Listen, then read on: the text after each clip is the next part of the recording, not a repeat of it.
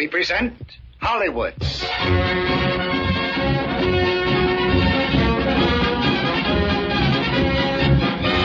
We bring you a radio preview of Cecil B. DeMille's new Technicolor drama, Northwest Mounted Police, starring Gary Cooper and Madeleine Carroll, with Paulette Goddard, Preston Foster, Robert Preston, Lynn Overman, and Akeem Timiro. Ladies and gentlemen, your producer, Mr. Cecil B. DeMille. Greetings from Hollywood, ladies and gentlemen. Rugged new countries need courageous, heroic men and women to build them. This is our nation's proud tradition. This, too, is the story of our great sister democracy, Canada. Here in this vast wilderness that Canada calls her Northwest Territory, the historic events of our drama take place. It's a story of empire and empire builders. Men and women who built a nation out of earth and blood and stone. But it took sacrifice, courage, struggle, heartbreak, and misunderstanding. Out of that misunderstanding came an armed rebellion. And to bring order out of chaos, there was only a little band of gallant men in scarlet coats, the Northwest Mounted Police. The Canadian Northwest. Here, the first traders from the Old World intermarried with the Indians of the plains and forests to found a new race, the Métis of Canada. Here, for 2 centuries, these half-breed hunters and trappers multiplied and prospered, a law unto themselves. Then surveyors and home builders pushed westward, bringing laws of land and property which threatened to end forever the free ways of the wild trails. In 1885, resentful and confused, the half-breeds, under the leadership of Louis Riel, revolted against the advance of unwelcome law. Louis Riel is the best friend we got. You better advise him to go slow. For 15 years we go slow. Now we go quick. If your government say no, we make new government. You can't fight the whole British Empire. 50 mounted police. Only 50. In all Canada, only 500. We got many thousand half-breed. Big Bear and Crowfoot got 10,000 warrior. The Indians won't follow Riel. Maybe they follow Jacques Corbeau. If you bring back that whiskey-running killer, you'll deserve what you'll get. Ready for the fight! That redcoat, she skinned pretty easy. Make nice round. His head, she split pretty easy. If we want Riel, we'll get Riel.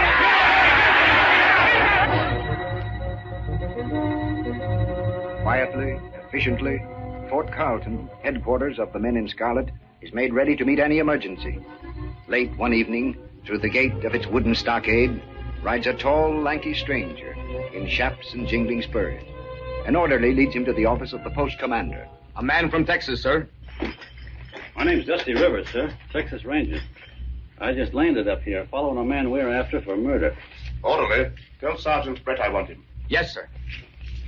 Rangers Commission. Commissioner's Deputy United States Marshal. Mm-hmm. I've heard of your organization, of course. Thanks. We heard of yours, too. Thank you. Come at rather a difficult time. Oh, Sergeant Brett. This is Mr. Rivers of the Texas Rangers. Howdy. Texas, did you say, sir? Texas is a united state. Yes, sir. The Rangers are an organization of constabulary rather like our own in some respects. Yes, sir.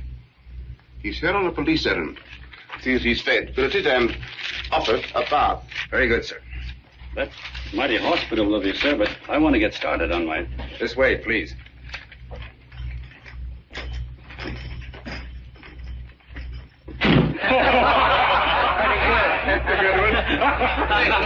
Gentlemen, this is Mr. Rivers of the Texas Constabulary. Rangers. Hello, Constable. It seems another criminal has leaked out of the United States, and he's after him. Have your saddles ready for marching order in the morning? There may be action. Attention to roll call. Constable Ackroyd? Here. Adams? Here. Logan? Logan! He was slightly overheated and went out to get a little air. Ronnie Logan's out for air again, huh? Yeah, and I'll bet I know her name. You mean Louvette? Sure. That little half-breed devil's got him crazy. Ronnie, how you be so late? Sergeant put me on potato patrol. If this potato is other woman, I eat your heart out. Louvette, I was peeling 1 million potatoes just because I talked to you in Batoche. Then maybe I don't eat your heart. I just keep him here inside my heart. Suits me, molasses. Ronnie, maybe police no let me come to Fort no more. Why? My father, he come back. Who's your father? He's very bad medicine. All I remember, long time ago, he cooked bear meat on steak. Give me a piece in my hand. Oh. Well, I'll tell you what we'll do. I won't bite him if he doesn't bite me. Please. You know, let my father bust us out. Listen, you little wildcat. You're the only real thing that's ever happened to me. Nobody. Nothing could ever make me let you go. Son of a gum, I love you so terrible. That I feel good. I'll be peeling potatoes the rest of my life for this.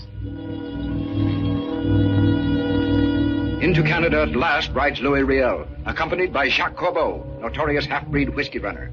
Warns Riel. Blood will run like water. Boasts Corbeau. Blood, you won't notice it much. The mounted police wear red coats. In their wagon train is concealed a death-spitting Gatling gun. 2 mounted policemen accost them, demand to inspect their possessions. What's in the carts? Take a look, if you want. No, you have no warrant. These aren't ordinary times, mister. Open it up. 2 mounted policemen are shot. The revolt begins. April Logan, Anglican mission nurse from Batoche, finds them dying and rushes them to Fort Carlton. With their last breaths, they tell their story. Constable Fenton, what happened? Wagon train, sir. Carrying a Gatling gun. Did you recognize the men? No, sir. But funny, foreign-looking saddle. Did it have a big silver horn? Biggest I ever saw. What the boy saw was a Mexican charro saddle. Probably ridden by the man I'm after, Jack Corbeau. Corbeau? Immediately, Sergeant Brett organizes a patrol to search for Corbeau. As he prepares to leave Fort Carlton, he finds April Logan in her wagon, ready to return to her post at Batoche. Dusty Rivers is with her, and Todd McDuff, half Scotch, half Indian scout, waits nearby. Jim, in love with April, and already jealous of Dusty's attentions to her, rides over to them. April, I'd rather you didn't go back to Batoche. Say, Sergeant, what part of the parade do I ride in? I'm sorry, but you're not going with us. April, with Riel on the warpath. I'm sorry, too, Sergeant, but I am going with you. Corbeau is wanted for murder here. He belongs to the mounted police now. He belongs to whoever catches him first. There are some things about you I don't like. Well, you're not exactly perfection yourself. This isn't Texas. You ought to obey him, you know. Do you? Not always. Well, lady, your judgment's good enough for me. Sergeant Brett, change of orders from Regina. No patrols to leave until we're reinforced by Colonel Irvine. It'll take them a week to reach us, sir. Corbeau will have Big Bear on the warpath before then. And to the Blackfeet. Couldn't you wire Regina how serious? No. The wires were cut. 2 minutes after this came through. Does the order prohibit sending out a single scout? No. I'd like the inspector's permission to proceed to Big Bear's camp alone and try to keep him loyal. No. Nobody but alone would consider it. It's a ticklish job, Sergeant, but permission is granted. I'll leave at once, sir. I'll leave at the same time. But you can't make an arrest in Canada. Well, if I got to have a nurse, give me the Scotchman. A nurse at my time of life. Macduff, you'll accompany Mr. Rivers. And gentlemen, I hope you keep your scouts. I'm aboard, Macduff. Get up. You riding with us, Jim? No, the other way. I'll send you a postcard. You know, Canada's a lot different from what I expected. The scenery? No, the people. You haven't had much time to tell about it yet, have you? Sometimes it strikes you at first sight. Well, you can usually figure a man by the way he handles his horse, but women are different. What do you expect Canadian women to be like? Oh, kind of like the scenery, good to look at, but kind of frostbitten. But you're not. I've always understood Americans were too busy building and selling and shooting each other to waste time saying nice things to women. Oh, we get around to it now and then. That must be appreciated by your wife. Whose wife? Aren't you married? I've always held that a bachelor is a feller who never makes the same mistake once. Do you believe that? I did, till mighty recent. Do you think a plant or something from up here would do all right in Texas? I don't know Texas. Even the moonlight's warm and soft along the Pecos River. Do you have fast horses in Texas, Mr. Rivers? The fastest in the world. Betting they kind of keep up with the men. But in a world torn by strife, there is little time for love-making. Dusty and Todd McDuff follow the trail of Jacques Corbeau to the same Indian camp where Sergeant Brett is headed.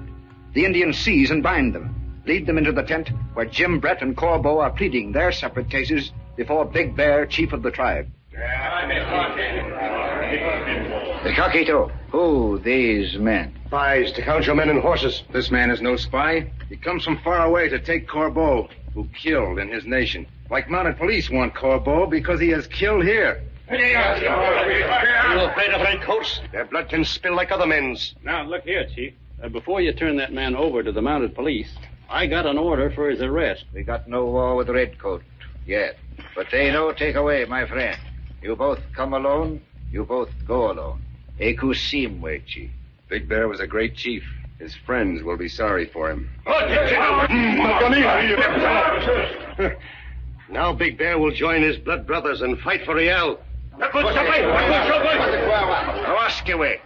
Big Bear, you're a great chief. Why, we heard of you way down in Texas. But how do you know who's the best fighter, the mounted police or Corbeau, the great killer of men? You better get out. Rivers. Kiamatik. Talk. Why, this feller's killed in Texas, and he's killed in Canada. He must be a great gunfighter. But has Big Bear ever seen him killed? How do you know all these yarns are true? I'll show you if they're true. He offers to show you. All right, let him kill now. Who he kill? Me.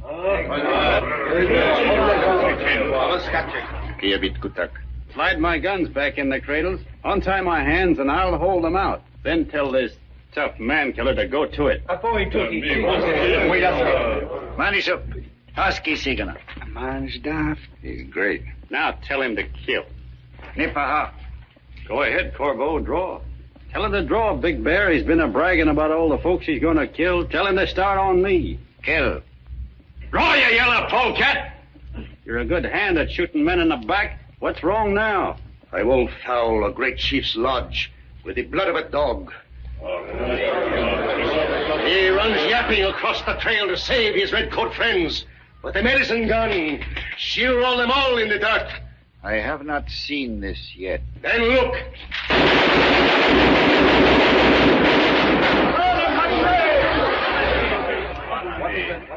Itapuanani. That gun's strong medicine. Before the sun has set 3 times, I'll bring you the redcoats of the mounted police, made redder with their own blood and full of holes like a fishnet. Bring me in your hand their empty coat, red with blood, before 3 sun have set, and my brave will take the wapa. Before 3 suns have set, Corbeau will wear iron on his hands.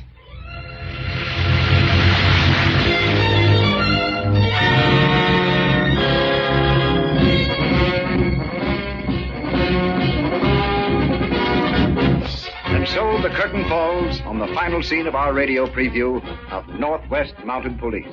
This is the climax of Cecil B. DeMille's great Technicolor production. And we know that the sweeping spectacle and dramatic action that follow will thrill you as you've never been thrilled before when you see it on the screen. This radio preview of Northwest Mounted Police presented Gary Cooper as Dusty Rivers, Madeline Carroll as April Logan, Paulette Goddard as Luvette, Preston Foster as Sergeant Brett, Robert Preston as Ronnie Logan, Lynn Overman as Todd McDuff, George Bancroft as Jacques Corbeau, Walter Hampton as Chief Big Bear, and Montague Love as Inspector Cabot. Also featured in important roles in the motion picture are Akim Tamiroff and Lon Chaney Jr. This preview was produced in the Paramount Studio in Hollywood. This is Melville Ruick speaking.